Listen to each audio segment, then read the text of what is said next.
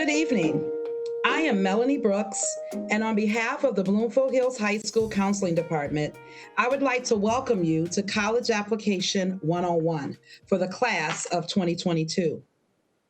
The task of applying for college may seem overwhelming. However, it is our hope that this presentation will provide parents and students some insight into and a clearer understanding of the college application process. As always, if you have any questions or concerns following this presentation, please do not hesitate to contact your child's counselor. Tonight's presentation will be taped and posted on the Bloomfield Hills High School website for later viewing. We would like to share some information from the Bloomfield Hills High School PTO.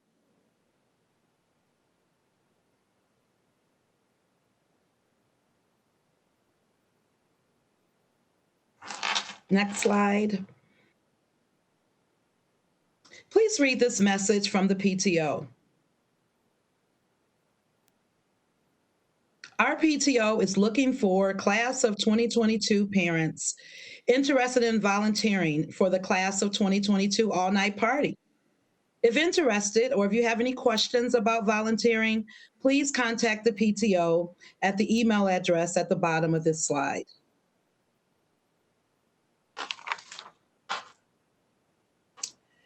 Our Bloomfield Hills High School counselor assignments. Mr. Brian Fitzgerald. Mr. Fitzgerald's alphabet is A through C. Mr. Jim Fogle, counselor for alphabet D through G. Miss Laura Hollera-Mattis, alphabet H through K. Shayna Klein, alphabet L through O. Myself, Melanie Brooks, I have alphabet P through SI. And Mr. Tony Medea, his alphabet is SJ through Z.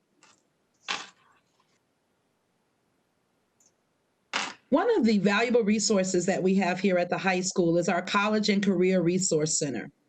It's adjacent to the Counseling Center. And our CRC coordinator is Mrs. Luann France. Again, the CRC has a wealth of information available to assist students in college planning.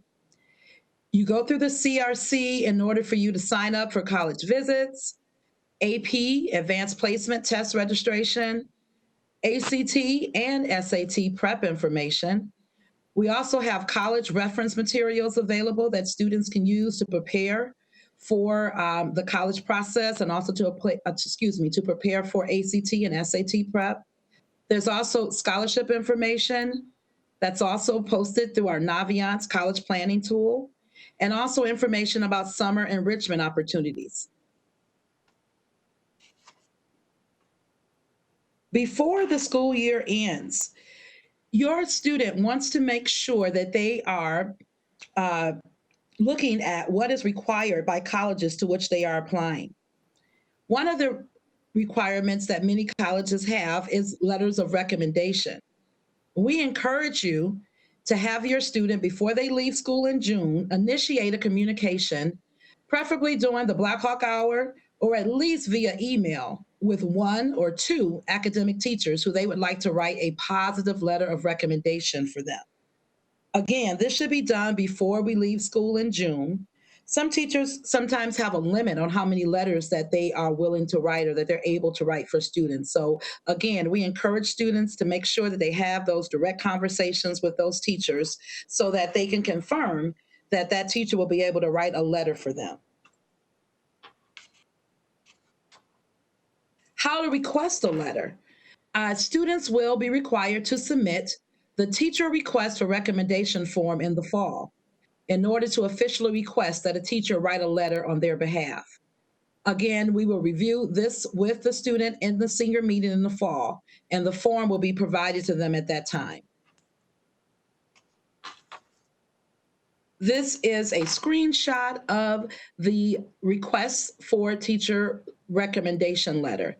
Again, this will be provided to your student in the fall, and they will present it to their teacher with the college that they want their letter to be written for. Again, each student will be provided this information after we have our senior meeting in the fall. Thank you, and Mr. Medea will present next.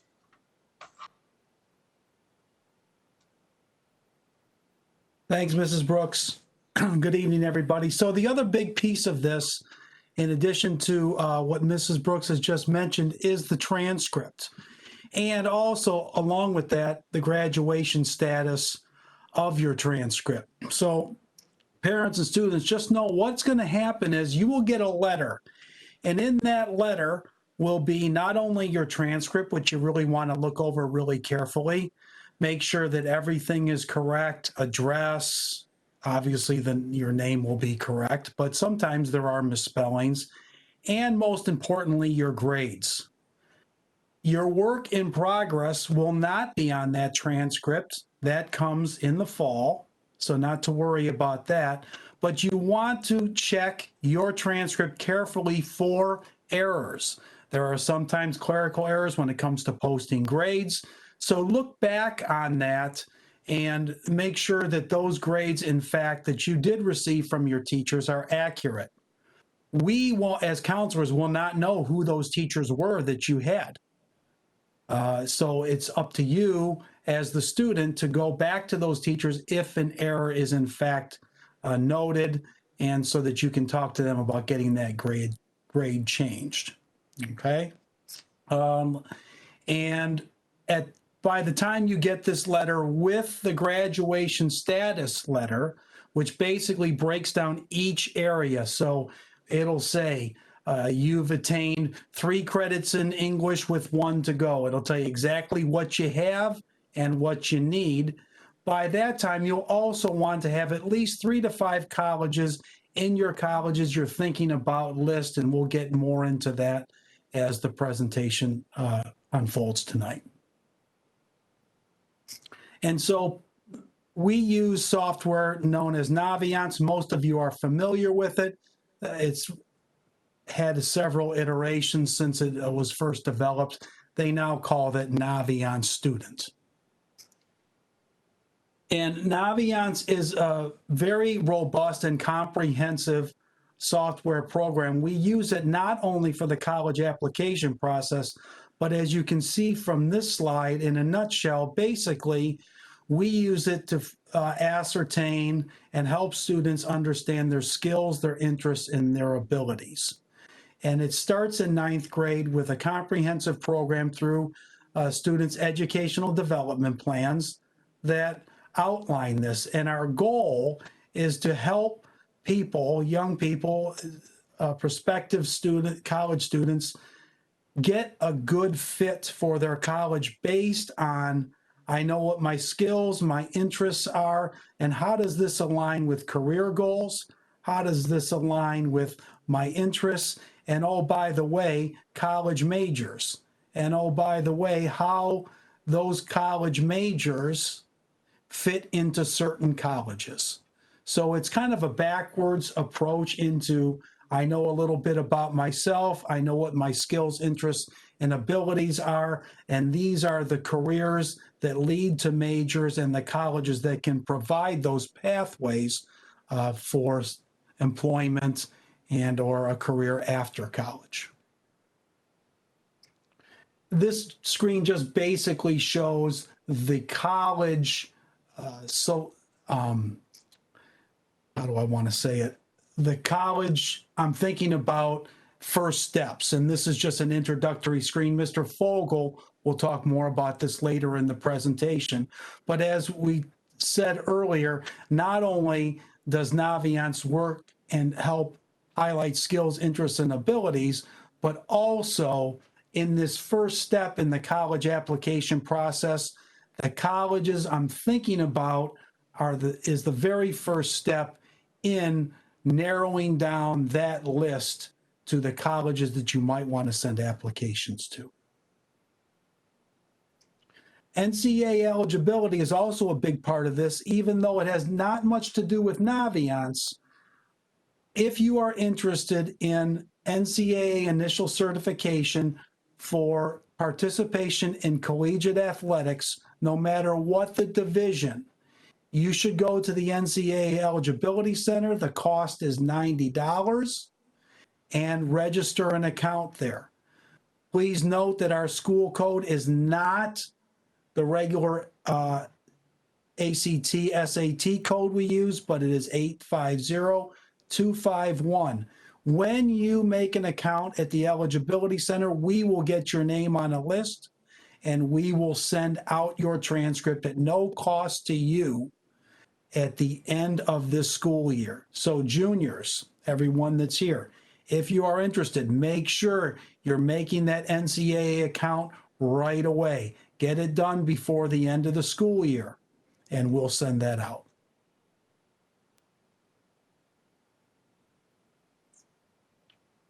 Oh, and Mr. Fitz, sorry about that. You're next up. Thank you.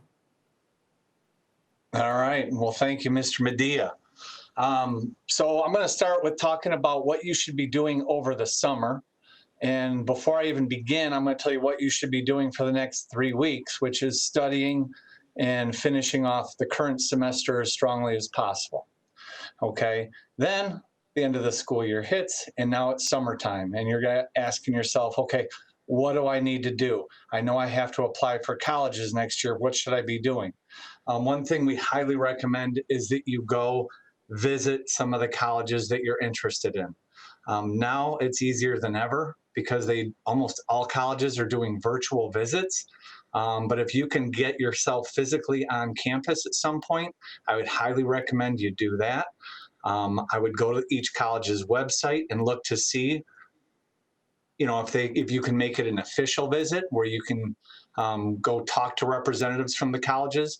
But that's one thing that we'd really like you to try to do. And I know for a fact, many of you have maybe even begun doing that this year. If the college you're going to is going to ask for a letter of recommendation from the counselor, there is a student and a parent questionnaire that we want you guys to fill out, and the summertime is the ideal time to do that. The student and parent questionnaires can be found on Naviance. They can be found on the counseling website, and they're also going to be posted on the counseling Canvas page. What those questionnaires are just things that you're most proud of, things that you want us to highlight. They help us with the letters of recommendation. Another thing to do this summer, just so you can get it out of the way, is to complete your services action requirement for graduation. You guys, class of 2022, because of the COVID year, you have one less services action requirement. So you actually only have to have 3 total. The service and action requirement is in the community service page on our website. There's a Google form. It's very straightforward, but you want to maybe try to knock that off and check that off the list so we're not trying to hunt you down next year. Those are all need to be completed by January of next year. Also, some of you have begun doing your creating your resume in Naviance. The resume is really helpful for the teachers and for the counselors when we're doing our letters of recommendation. So update your resume so that we can help create a great recommendation letter for you. All right, next slide. Continuation of what to do in the summertime. So again, this is all stuff you can do in the summer. A lot of kids are starting to ask, when should I apply? Can I do it now? Should I do that in the summer? Okay, I repeat, do not send your application to a college until we start school, okay? A lot of things will be asked of you when you do those applications. They're gonna want your final schedule, which you don't know yet because you haven't been given a schedule for next year. We have to update the school profile. That won't happen until the beginning of the school year. And there's really no advantage to doing it in the summertime. As long as you have your college applications in September or early October, you're going to be fine. There's no advantage to being at the front of the line on this. As long as you're in that first wave, and that first wave just needs to be September, early mid-October, okay? Create an appropriate email. A lot of you guys, you have your Bloomfield email address. when you're doing your college applications, we want you to use a personal email, and you may have one right now, but I want you to look at it and think about, what does it say about you? Is it appropriate? Does it say Big Daddy at gmail.com? That's probably not a good one to use. Or you may have something like Wolverine #1, which might be a fun email address to have, but it's not going to work if you're applying to Ohio State. So think about what your email address is and how it looks. And if you need to update yours, do so over the summer. The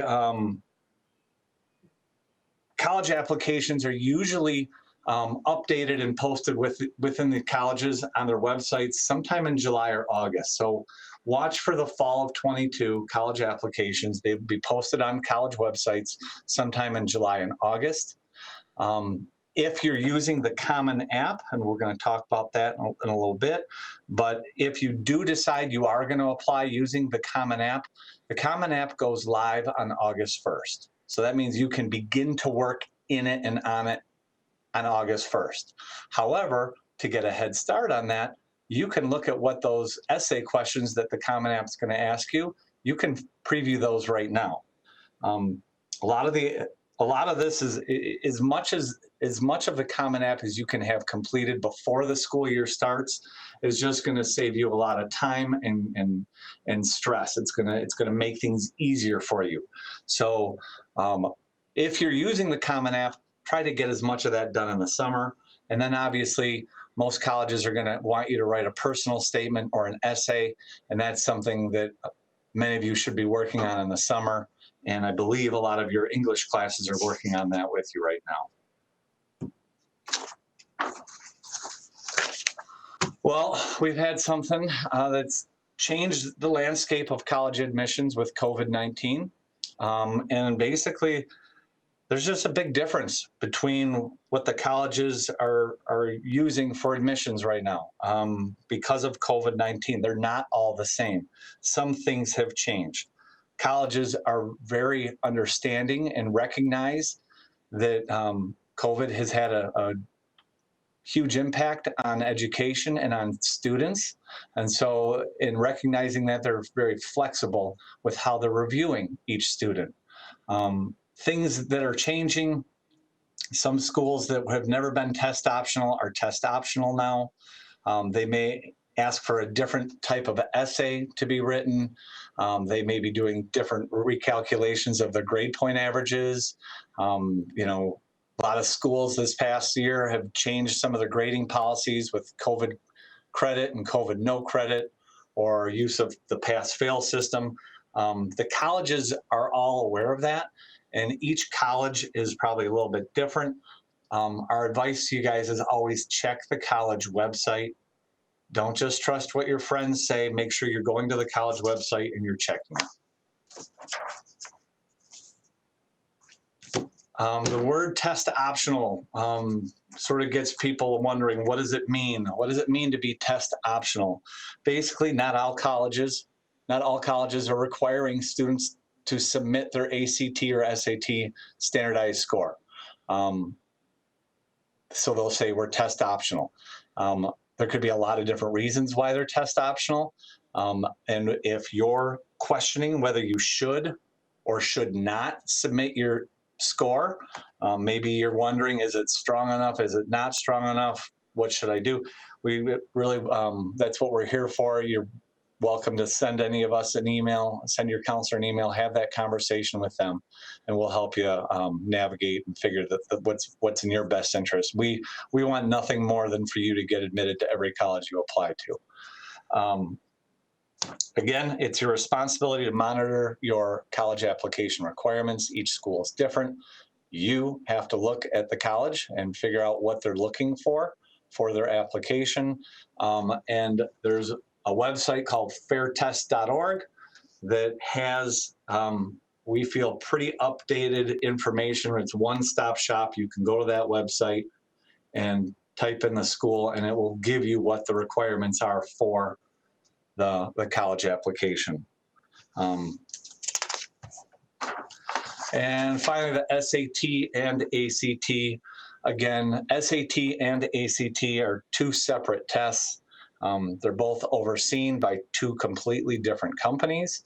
The SAT, you can get information on the SAT on collegeboard.org.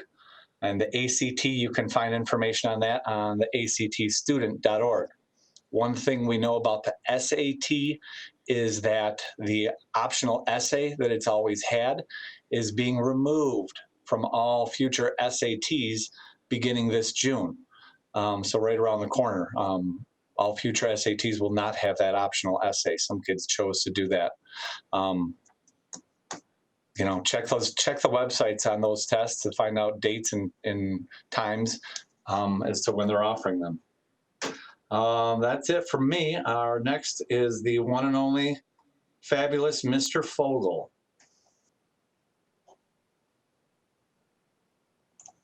Well, thank you so much, Mr. Fitzgerald. I appreciate that kind introduction. I'm very excited to speak to you tonight, continuing on our conversation here about the college application process.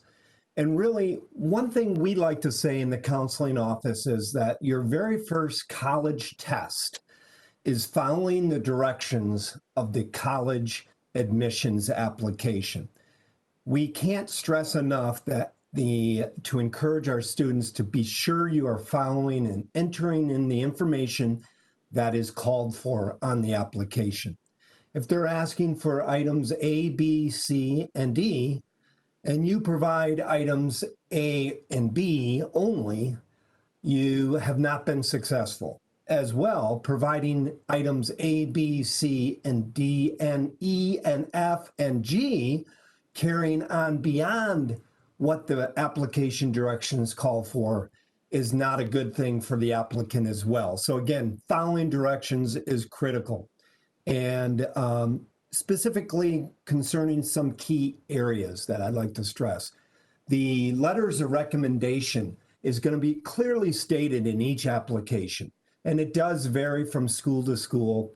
Some universities are very clear that they expect an academic core teacher along with your high school guidance counselor to complete a letter of recommendation. Some might go as far as ask for 2 core academic teachers. Others will be specific by saying we no longer require or don't have the capabilities to read letters of recommendation. So again, following what the application's directions are would be in the student's best interest, and we support that all the way. Also, with the essays and personal statements, some of the universities and colleges throw some of those out there asking for responses, but not requiring a response. In our office, we always say optional essays or personal statements are really mandatory. You should do the optional, meaning put yourself out there on paper in the best version you can and submit that optional essay.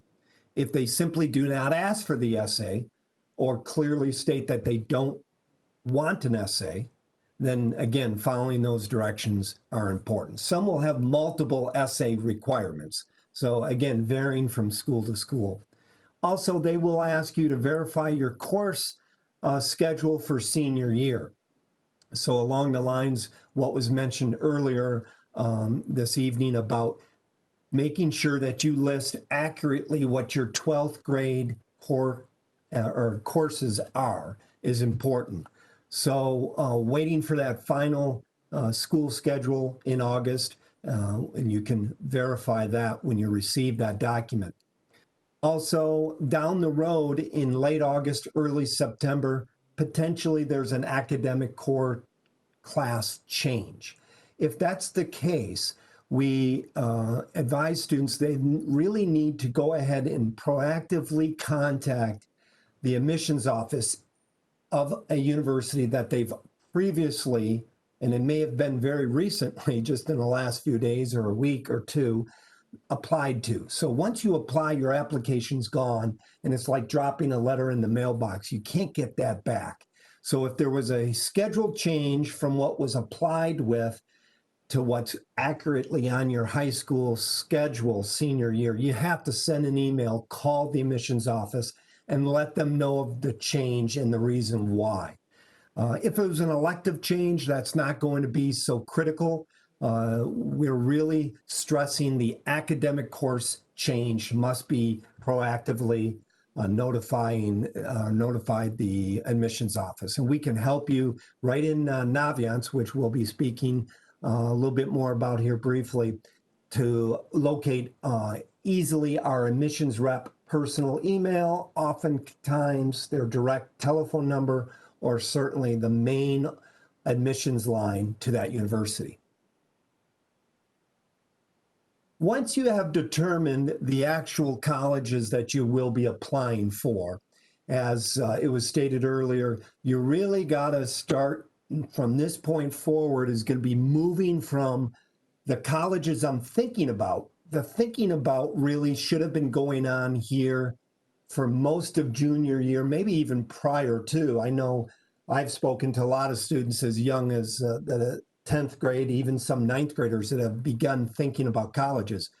But that thinking about process and that list in Naviance from prospective colleges, if you will, needs to be transitioned into the actual application list, the colleges I'm applying to. And the next screen on the slide will show you a screenshot of just what this looks like in Naviance.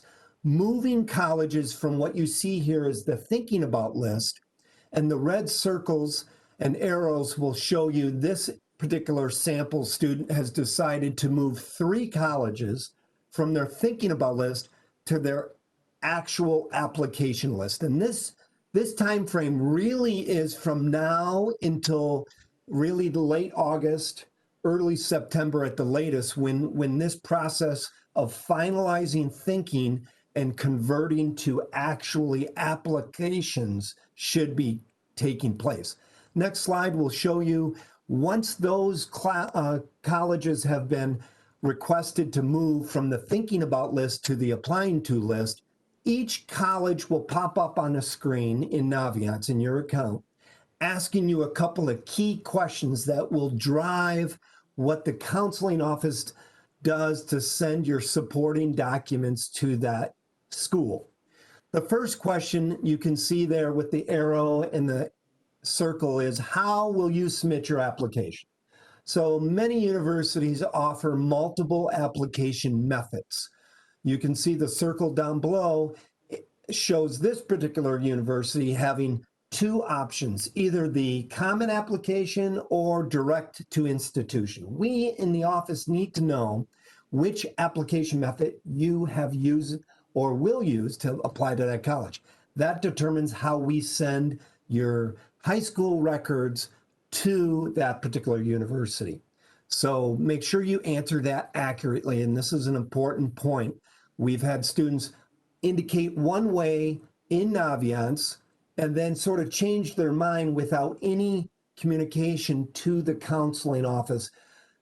That will really put a roadblock between you and finalizing the application, because our transcripts and high school documents that we need to send will sit in cyberspace, and it won't be linked up accurately until we have literally on the same page as you are. So whether it's the common application or direct to institution is an important question. Once that question is answered for all the colleges, those colleges that you've requested to move from the thinking about list will now appear on this list on your screen, which is entitled Colleges I'm Applying to.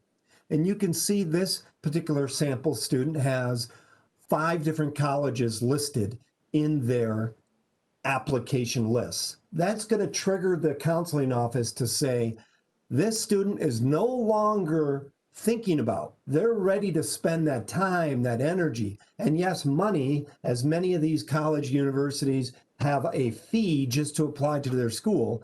This will tell us to gather up the materials and get them ready to go to these specific colleges prior to the application deadlines. So as long as you do this during the time period really starting now all the way up until that first week of school in September, you'll be in a really good position if those are completed by then. So again, stressing the importance of these concepts. I want to share one thing, what it would look like on the Naviance screen itself. So I'm grabbing the control here, and we'll move right into my screen showing you Naviance. The login screen would ask you to select what your role is, and obviously we're looking at students to do this. Parents do have some access to see what the students have done, and alumni can check back in on and request things, but the student here in the class of 2022 must be the one logging in and requesting these items in Naviance. So the email address of your school email address would be your username and the password that you've collected or selected. If you've forgotten your password, we have a handy forgot your password link. So just go ahead and click on that and you can reset your own password. So go ahead and click continue. And the two lists that I showed you were under the colleges tab. The first one here, colleges I'm thinking about. And the second tab was colleges I'm applying to. So just to show you how this looks live in action, here's the list of thinking about classes, or I'm sorry, thinking about colleges. And now's the time. I indicated the thinking about needs to really come to a conclusion, and we're going to start putting some action into place. So I'll go ahead and say I'm applying to Alma College by checking the box next to the name of the college. Next, moving to application list, and here are these questions. These questions that pop up, you need to answer for each college you're moving from your thinking about list to applying. What's the application deadline that you prefer? Rolling, and there's some other options. If you have questions about which is best for you, again, feel free to contact any of your counselors. We'd be happy to answer those questions or talk through those questions with you. Next, again, answering that a very important question. Are you applying through the common application or direct to the institution? This is your choice. There's really no advantage one or the other. The common application allows you to apply to multiple schools using the same application, where the direct institution would go directly to that college, not using the common application. Also asking if you have sent your application already. This question is either checked or unchecked. That won't change the counseling's office actions to send your application materials to that college. We send your high school transcript and the letters of recommendation and your senior year course schedule, the school profile. You send the actual application and the optional ACT or SAT score. Hit add applications. Now Alma College has been successfully moved from colleges I'm thinking about to the colleges I'm applying to list, as you can see it there. So that's really the job we're asking all our class of 2022 students to do in preparation of the first week of school next September coming up. Moving along in the presentation to Mrs. Hollier Mattis to take over next. Thank you, Mr. Fogel, and thank you to our audience for attending tonight.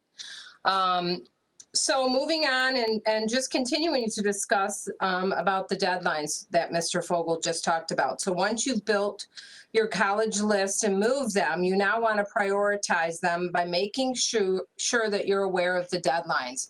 This is really, really important because if you're not paying attention to the deadlines, there's lots of pieces that you need to make sure are in so that they're in time for the deadline you selected for yourself, which I'll talk about in a minute.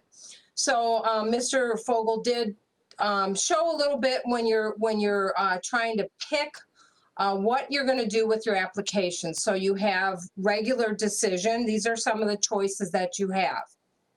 Not all colleges have all these choices, but you'll see as you use Naviance because they will pop up. So regular admission is just a set deadline for applying to the college. You apply typically by a date that they give you, January 1st to February 1st. So that would be your deadline. And then you would find out if you got into that particular school between March and April for freshmen to be admitted. There are some pros for this, and that's that you are still able to get your fall grades in. So maybe you were really excited about how well you did, so they'll have an opportunity to look at your grades, as well as if you're taking another ACT or an SAT, you'll have an opportunity still to get that test score into them. You'll also be able to apply for the financial aid and compare different offers at that time. The con is you have to wait until spring to get your answer for a regular decision. A rolling admission is really exactly what it says. It's rolling. So you find out rather quickly after all the pieces of your application are in. So you think about schools like Central Michigan, Grand Valley, Western, Wayne State. Those can be schools that have a rolling admission. So you'll find out relatively quickly. Early action is something that U of M uses. So if you're trying to get your application in under an early action, they have a deadline. It moved a little bit during COVID, so we're waiting to see what that date's going to be. But you get your information. It's not a binding, meaning you do not have to commit if you get into that school. But it does show that you're very interested in the school when you apply early action. You can get an earlier acceptance when you do it this way to the college and eliminate some schools off your list. And you don't, as I said, have to accept the early action college if you don't want to.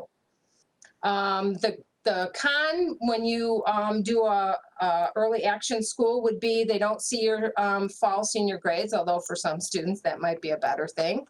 Hopefully not, because senioritis does pop up, but we don't want to see that. And early action doesn't really offer you an increased chance of admission, but it does show that you are very interested. Then there's early decision, which is a binding decision that you make. Now, this is something you need to have a conversation with your counselor about if it's an early decision school, because in Naviance, we do have to sign off on it. So it's important that you let us know you are going early decision with your school. This is an option to submit an application to your first choice college before the regular deadline. When you apply early decision, you get an admission decision earlier than usual.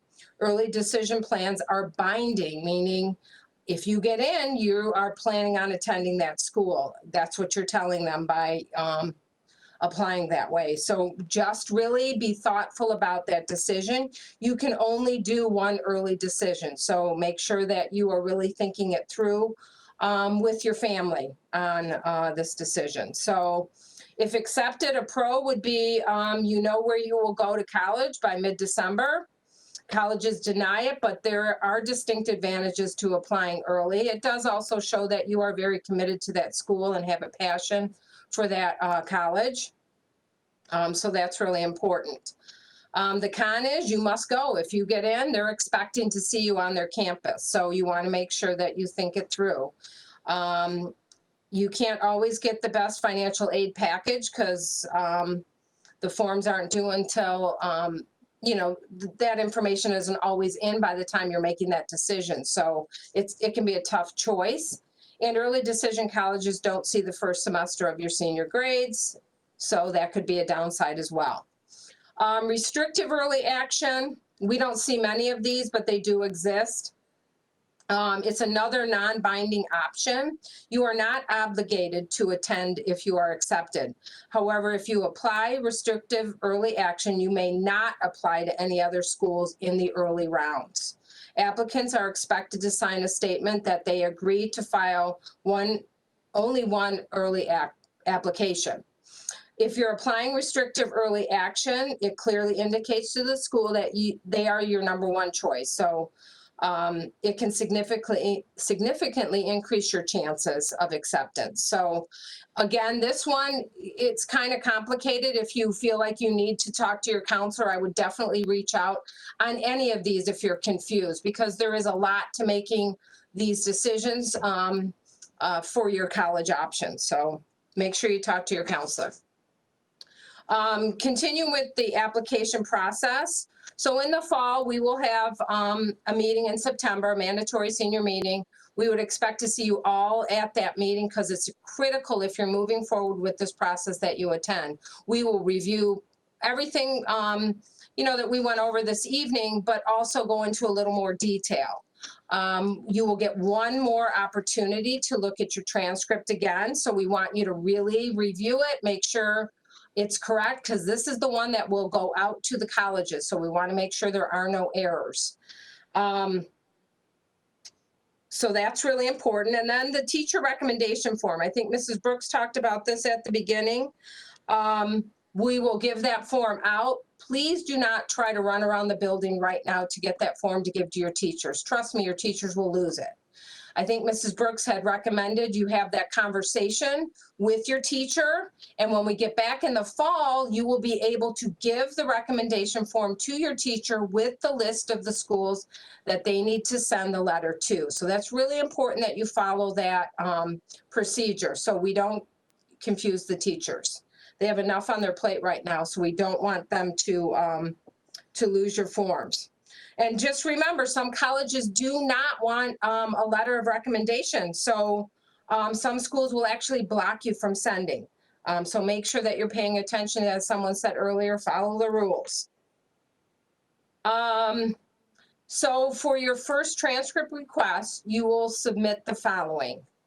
You're going to follow the procedures, which we will go over during the mandatory senior meeting in the fall, of how to submit a transcript request.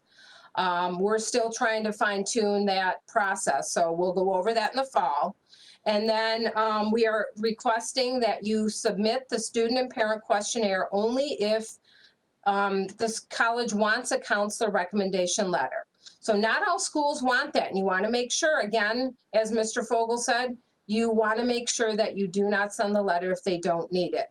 Of course, if there is something you feel the counselor needs to tell the college, please make sure you have a conversation with the counselor so that we know, what you would like us to do and speak on your behalf. Those forms are really important for us, though. So if you want to get those done before the end of the school year, you can do that as well, and those will be available on the counselor website. Essays are helpful for us, so once you start reading or writing your essays, if you feel that would be a helpful piece of information for the counselor to write your letter, sometimes those are things that you write about in your life, and that can help us kind of fluff your letter up a little bit, as well as have a deeper understanding of who you are. Then you also need to send your ACT, SAT, or TOEFL scores to the colleges. They want them sent directly from the testing agency.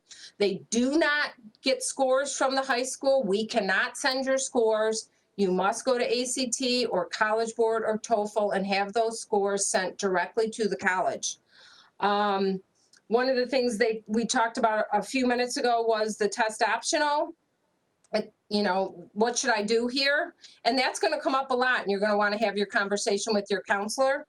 But it's like the million-dollar question right now. Should I send a test score or shouldn't I if the college is test optional? That's going to be a personal decision, but just keep in mind that the test score is a piece of information about you. So it can be a helpful piece of information. And can it give someone else an edge over you? Of course, because it's additional information that a college may have if you're not providing that. So keep that in mind. And then once you've got all of that together and your application has been submitted, we want you to relax and take a deep breath. And I know that's easy for me to say because I won't be in your shoes, but it's really out of your hands at that point. Once you submit, please know you will go to college, you will go somewhere. And yes, it is stressful, but you will get through the process, and we are here to help you every step of the way. What we would suggest you not do is catch senioritis, because that can really do some damage if a college is asking for your 7th semester grade. So if you are not doing well, that could hurt you, especially if it's a regular admissions application that you sent. And also at the end of the school year, colleges review your transcript at the end of your senior year. And we have had students lose their admission to college based on poor grades their final semester of high school. So please do your best. Don't get senioritis. Stay healthy and do well. Also, you need to check the status of your application on each college's online portal. This is really, really important. So many times we've had students who have missed out on things. They might have missed a deadline because a teacher letter didn't get received. And you will see that information on your portal. If it does not say complete, that means act. Call the college when in doubt. Trust me, your counselor cannot answer that question. We do not have access to your college portal. So you need to call the college and find out what's happening, what's missing, and then we can go from there. Then contact your counselor or your teacher, and we can see what we need to do to get the documents to the college. You need to be patient. It might take a few weeks after you hit submit. It does not get there immediately. They the college reps are not reviewing them immediately. Sometimes they sit in piles and, they don't really start reviewing until sometime in September, mid-October. So be patient. You will hear something.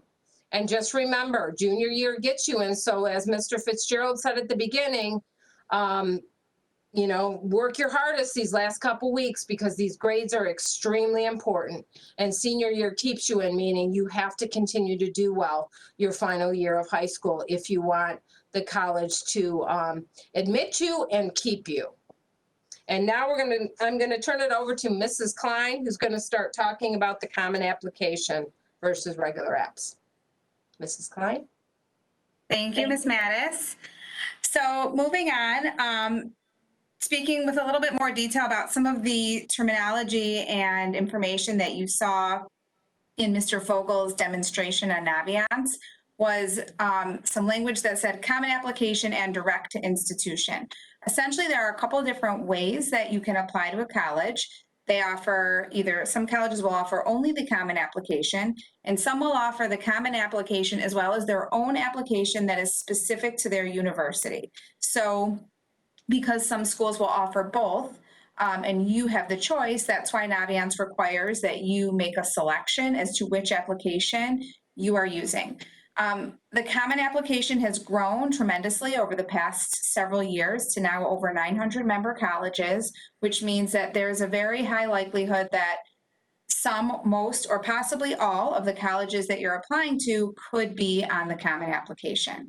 As mentioned before, the advantage to the common application is that it's one application that goes to multiple schools. Some of the schools on the application could have additional requirements that they would ask that you complete for their school in particular, but the basics of the application, the main parts of it, would go to all schools. So it allows you to apply to many by using one application. The university-specific applications sometimes can be a little less labor intensive, which could be an advantage to using that if you are not applying to multiple schools that use the common application. But in terms of which application you choose, one is not necessarily favored over another by any university. So you have to make the choice to fill out which application makes the most sense for you personally. There are a lot of little nuances to the Common App. So there is a link here that when this slideshow is available that gives some tips for first-time users. It is an easy application to use and to navigate, but there are a lot of moving parts to it. So you want to make sure that you are filling it out properly, following the directions, as was also mentioned before, because it is pretty important. As you see here, we have a lot of schools locally that a lot of our students apply to that are using both Common App and their university-specific app. There's another note on here again about the teacher letter, and it's mentioned here because some of the schools on the Common App automatically ask for a recommendation letter, but not all of them do. So Western, for example, Wayne, Eastern, Michigan State listed here do not require letters. So if you're using the Common App and applying to that grouping of schools as an example, you still do not need to ask for a teacher recommendation letter. So the next couple slides focus a little bit more specifically on Michigan and Michigan State. And we do that not because we value Michigan or Michigan State more than any other school. We do that because these are the schools that are our highest number of applications, highest number of students that will attend, and therefore the most questions that we receive. So giving you some specifics about Michigan and Michigan State is what we'll see here on these next few slides. Michigan will require that you use the Common App. It says here that they have a supplement because in addition to that one required Common App essay, they have 3 additional essays or short answer questions that are required to complete that application. They do require a letter from your teacher and your counselor. The November 1 early action deadline is important. We would recommend depending on the student, it can vary, but for 99% of the time, we would recommend that you apply early action by November 1st, which means you really should have everything submitted by early to mid-October. Technology is technology and you just never know. And you're also depending upon teachers submitting letters, all the follow-up. So by submitting everything by early to mid-October, you have that cushion of a couple weeks just to make sure everything got to where it needs to be. The application deadline for regular decision is February 1st. So if you apply early action, you should hear by December 24th. And if you apply regular decision, February 1st, you should hear by mid-March. Testing requirements about specific to U of M, we've been getting questions about. We do not yet know what they plan to do in terms of optional testing requirements. As soon as we know, we will share that information. But as of just this week, that information is still yet to be decided. In terms of what are the requirements, we always have students ask, what do you need to get into Michigan? What do you need to get into Michigan State? So this is information that is specific to last year's graduating class. When you see the data that says BHHS specifically, that is last year's seniors class of 2020. So Michigan had a record number of applications. This is last year, again, 65,000, which was significant. The national average there for ACT and SAT is indicated, as well as how that compares to our students' average who were admitted. The most important note that I think we're all pretty proud of here at the high school is the last bullet about the acceptance rate. So when we, talk with students about acceptance rate, how competitive a college is, the acceptance rate for U of M is 26% nationally. Last year's senior class, we had 48% of our applicants were accepted. And that's pretty significant compared to what it is nationally. It says a lot about the quality of our students, how the university views our education and the quality of our school. So we're very fortunate that we do see great success for our students in terms of applying to Michigan. So Michigan State, they also have an early action deadline of November 1st. One of the differences with their early action is that with Michigan, you apply by November 1st and they release in one lump group by December 24th. With Michigan State, it has early action, but it's rolling. So you will hear decisions gradually as they read applications. Their deadline for giving a decision, though, is usually early to mid-January. So you could potentially have a little bit more time to wait, but they generally are faster because they don't hold the applications.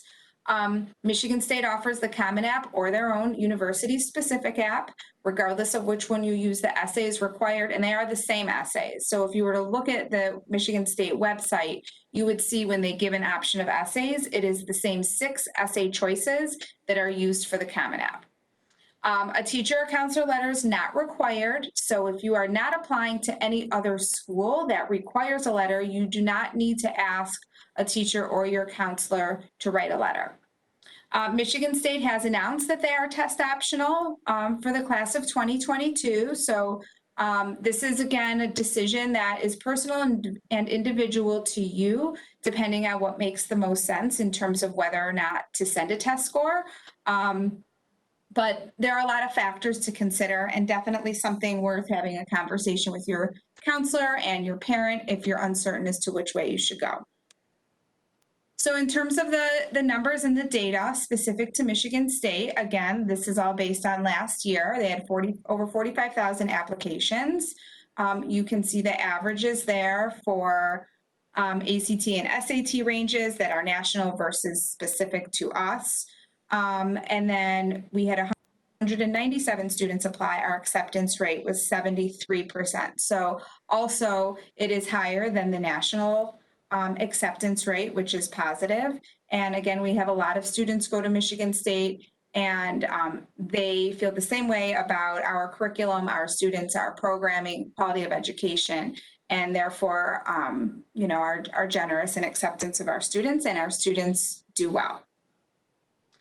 So we've talked a lot about filling out an application and a recommendation letter and how to use Naviance. So you've taken that deep breath and you've now been able to sit back, and now your acceptances start rolling in, which is the most exciting part.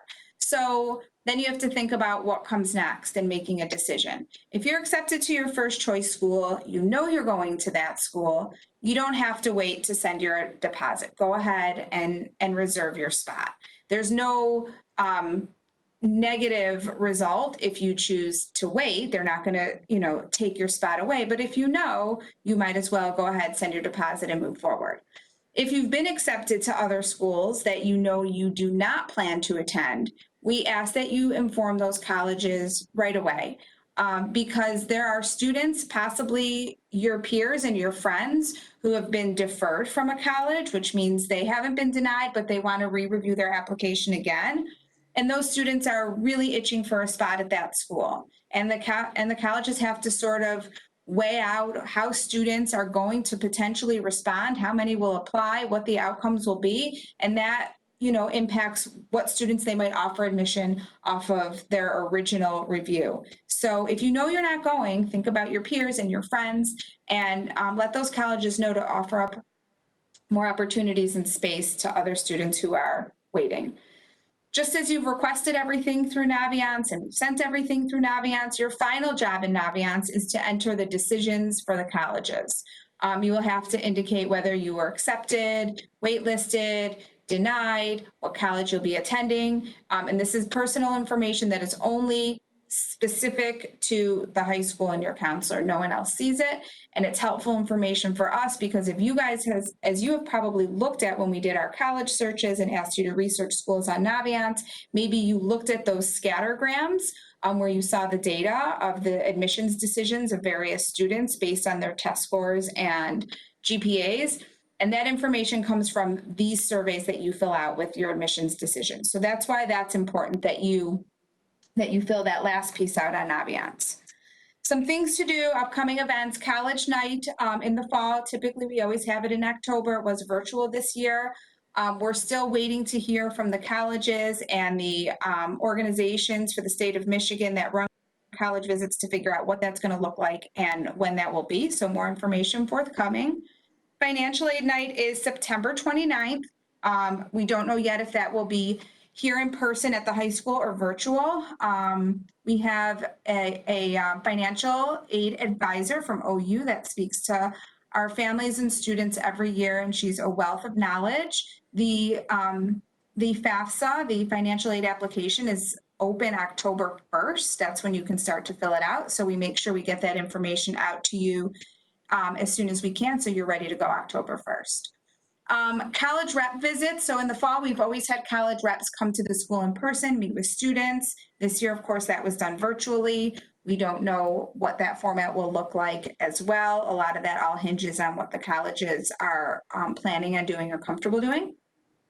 Attending in-person and virtual tours, take advantage of the opportunity to see a school. Having your feet on the campus is the best way to determine if something really is the right fit for you.